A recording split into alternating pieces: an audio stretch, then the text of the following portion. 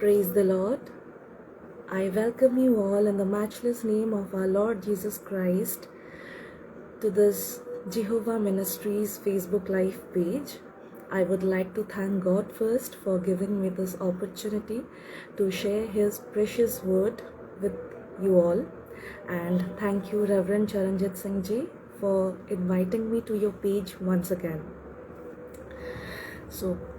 आप सभी को मैं प्रभु यीशु मसीह के पवित्र नाम से स्वागत करती हूँ जिहोवा मिनिस्ट्री के फेसबुक लाइव पेज पर। और आगे बढ़ने से पहले हम पहले प्रार्थना में जाएंगे। धन्यवाद देती हूँ परमेश्वर पिता ये सुंदर से समय के लिए, ये सुंदर से चांस के लिए पिता जो आपने हमें दिया है। मैं खुद को आपके चरणों में समर्पित करती हूँ पिता। जो भी वचन आप मेरे द्वारा अपने लोगों तक पहुँचाना चाहते हैं उसको पहुँचाने में आप मदद करें, और जितने भी लोग ये वचन सुन रहे हैं और आगे सुनने जा रहे हैं उन सबको आप बहुतायत से आशीषित दें पिता। ये पेज को और रेवरेंड चरणजीत सिंह जी को मैं आपके चरणों में समर्पित करती हूँ पिता।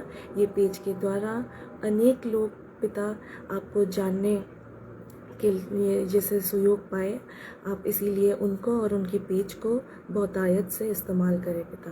ये छोटी सी प्रार्थना प्रभु यीशु मसीह के नाम से मांगती हूँ।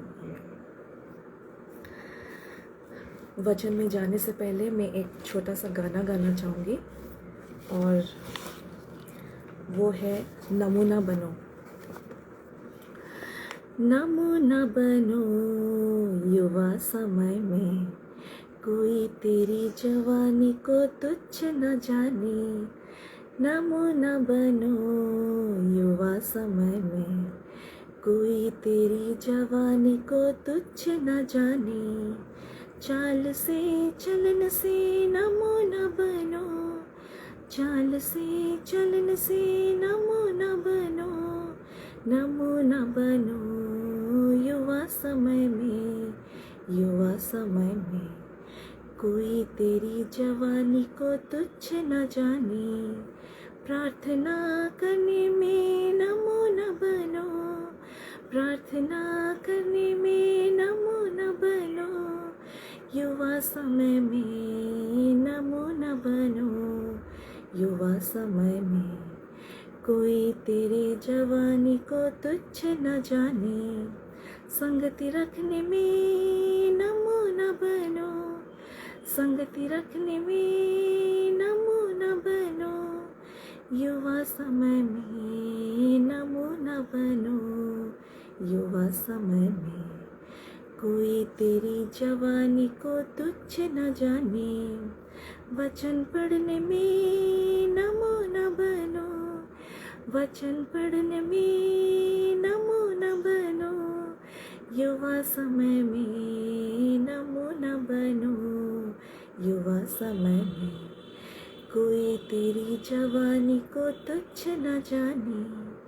नमूना बनो युवा समय में, कोई तेरी जवानी को तुच्छ न जाने। Praise the Lord. तो प्रभु का वचन कहता है 1 तिमोथी उसका 4:12, let no one despise you for your youth, but set the believers an example in speech, in conduct, in love, in faith, in purity. कोई तेरी जवानी को तुच्छ न समझने पाए, पर वचन और चाल चलन और प्रेम और विश्वास और पवित्रता में विश्वासियों के लिए आदर्श बन जा। Praise the Lord. तो आज का जो वचन है हम देखेंगे कि ऐसे जो पाप हमसे होते हैं युवा अवस्था में, अगर युवा अवस्था में नहीं भी होते हैं, अगर हम युवा अवस्था के बाद भी आ गए हैं, उनसे बड़े भी हो गए, तब भी ये पाप हमारे अंदर हो सकते हैं या हमसे हो सकते हैं। तो हर एक इंसान अपने यूथ पीरियड या अपनी जवानी में बहुत शक्तिशाली बनते हैं, शारीरिक रूप से बहुत मजबूत, बहुत सुंदर, बहुत फ्रेश दिखते हैं और बहुत एक्टिव रहते हैं। और ये समय में बाहर जाना, घूमना फिरना, मस्ती करना, ये सब बहुत अच्छा लगता है लोगों को या बच्चों को। और ये एक ऐसा समय है जहाँ पे हम अपने उम्र के बहुत सारे लोगों से मिलते हैं, स्कूल में या कॉलेजेस में, कहीं वर्क प्लेस में भी, जहाँ पे हम काम करते हैं वहाँ पे भी। और हम जो एक दूसरे से मिलते हैं और एक दूसरे को जानते हैं, और एक दूसरे से हम कुछ ना कुछ बातों में प्रभावित भी होते हैं। तो जगत के बहुत सारे बातें ऐसे होते हैं या कार्य ऐसे होते हैं जो हमें ये यूथ पीरियड में बहुत अट्रैक्ट करता है, बहुत आकर्षित करता है, और जो जवान लोग होते हैं वो बहुत जल्दी आकर्षित हो जाते हैं। और जो सांसारिक अभिलाषाएं हैं वो हम अपने मन के अंदर करते हैं, भले ही बाहर से ना दिखाई दे, लेकिन अंदर से ये सारे सांसारिक अभिलाषाएं जो है वो हमें पाप में गिराने की कोशिश करते हैं। तो वचन उसके बारे में क्या कहता है? याकूब उसका पहला पुस्तक उसके 14 पद में लिखा है, जैसे कि लिखा है, हर कोई अपनी ही बुरी इच्छाओं के भ्रम में फंसकर परीक्षा में पड़ता है। तो ये जो जवानी की पीरियड है या तो यूथ पीरियड है, इसमें क्या होता है, ज़्यादा देर लोग अपने बुरे इच्छाओं के जो अभिलाषाएं जो होते हैं, बुरी इच्छा या अभिलाष, उनमें वो पाप करके परीक्षा में पड़ते हैं। अभिलाषा एक पाप नहीं है। अभिलाषा सबके जीवन में आते हैं, सबको अभिलाषा आती है हर कोई चीज़ में, लेकिन वो अभिलाषा को पूरा करने के लिए जब हम जाते हैं और कुछ स्टेप्स ऐसे लेते हैं, उसको पाप बोला जाता है। मत्ती 26 उसका 41 में प्रभु का वचन कहते हैं, जागते रहो और प्रार्थना करते रहो कि तुम परीक्षा में ना पड़ो। जब प्रभु का वचन हमारे हृदय में रहेगा तो हम आत्मिक रूप से जाग के रहेंगे, अगर नहीं तो प्रभु के साथ हम या प्रभु में हम जीवित नहीं हैं आत्मिक रूप से। जागते रहो, प्रार्थना करो का मतलब नहीं कि हम 24 घंटा बस प्रार्थना करते रहेंगे और सोएंगे नहीं, रेस्ट नहीं करेंगे और कुछ काम नहीं करेंगे। जागते रहो का मतलब प्रभु का जो पवित्र वचन है वो हमारे अंदर, हमारे हृदय में हमेशा जागते रहना चाहिए। और यहाँ पे हम देखेंगे कुछ अभिलाषाएं जो इंसानों को या लोगों को बहुत इजीली और सहज उपाय से प्रभावित करता है। सबसे पहला है झूठ बोलना। हम में से कोई एक भी इंसान नहीं है जो आज तक कभी जीवन में झूठ नहीं बोला है, लेकिन प्रभु को जानने से पहले या प्रभु को जानने के बाद क्या हम वही जीवन जीते हैं? जो युवाओं के लिए है वो सबसे पहले अपनी जो संगति है वो किसके साथ, किस प्रकार के लोगों के साथ अपनी संगति रखते हैं, उनका जो फ्रेंड सर्कल है वो कैसा है। क्या हमारे फ्रेंड सर्कल में से प्रभु की महिमा होती है? हम क्या प्रभु की बातें एक दूसरे से बांटते हैं, या हम सिर्फ ये सांसारिक चीज़ों का डिस्कशन करते हैं और एक दूसरे के बारे में बातें करते रहते हैं? तो सबसे पहले हम देखेंगे झूठ बोलना, जो बहुत ही एक साधारण सी बात लगता है सबको, लेकिन हम देखते हैं कि बहुत सारे लोगों को हम देखते हैं कि दिन प्रतिदिन उनको झूठ बोलने में कोई प्रॉब्लम नहीं होती। वो बिना कुछ सोचे समझे या सामने वाले को सच पता है या नहीं, वो बिना जाने वो झूठ बोल देते हैं, भले ही हमें पता हो या ना पता हो, ये समझ के कि ये बहुत साधारण सी बातें हैं और सारे लोग झूठ बोलते हैं। लेकिन इंसान झूठ क्यों बोलता है?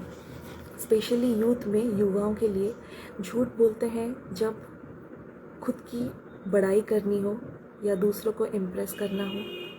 सेकंड, किसी और को नीचा दिखाना हो, इसलिए बुराई करने के लिए झूठ, और खुद को गलतियों से बचाने के लिए, या जैसे उनके बारे में कोई गलत ना सोचे। लेकिन वचन क्या कहता है? नीति वचन उसका 12-22 में वचन कहता है, झूठों से यहोवा को घृणा आती है। जो झूठ बोलते हैं यहोवा उनसे घृणा करते हैं, परंतु जो विश्वास से काम करता है उनसे वो प्रसन्न होते हैं। अब ये झूठ का ऑपोजिट तो सच होता है, तो ये झूठ छोड़ के हम विश्वास में कैसे बात करें या काम करें। हम इंसान हैं, हम सबसे गलतियां होती है और गलतियों के लिए माफ़ी देने वाला प्रभु यीशु भी हमारे पास है। तो विश्वास में जीने का अर्थ है कि प्रभु पर विश्वास करके हम वो अपनी गलती को स्वीकार करें, ना कि उसको ढकने के लिए हम झूठ का सहारा लें।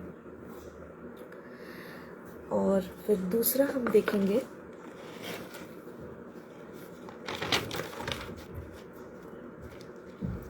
जेलसी या ईर्ष्या, जो युवाओं में बहुत इजीली हो जाता है।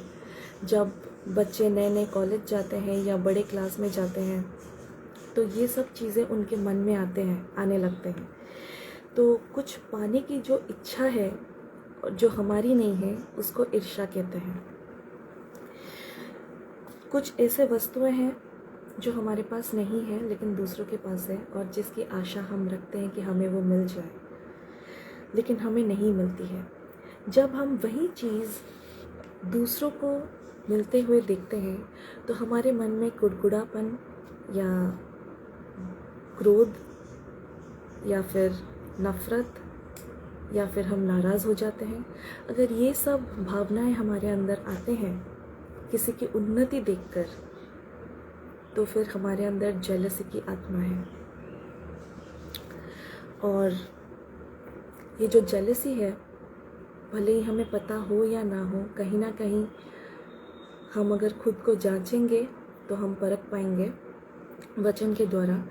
ये जो जेलसी है वो धीरे धीरे हमारे अंदर गुस्सा पैदा करता है, नफ़रत पैदा करता है और धीरे धीरे ये जब ज़्यादा बढ़ता है तो हमारे शरीर पर बुरा प्रभाव मध्य डालता है। और ये सब बातें हमें बहुत साधारण लगती है। हम ये सोचते हैं कि ये सारे मनुष्य का स्वभाव है। फर्स्ट हम देखेंगे हमें जलन भाव या ईर्ष्या क्यों होती है। जब हम संतुष्ट नहीं रहते हैं, असंतुष्ट रहते हैं, जब हम अपने परिस्थितियों में असंतुष्ट रहते हैं, हम ग्रम्बल करते हैं, कंप्लेन करते हैं, प्रभु से प्रश्न करते हैं हमारे साथ क्यों, और जो हम इसके काबिल हैं हमें नहीं मिलता है, लेकिन वो काबिल नहीं है, हम एक दूसरे को कंपेयर करके सोच लेते हैं।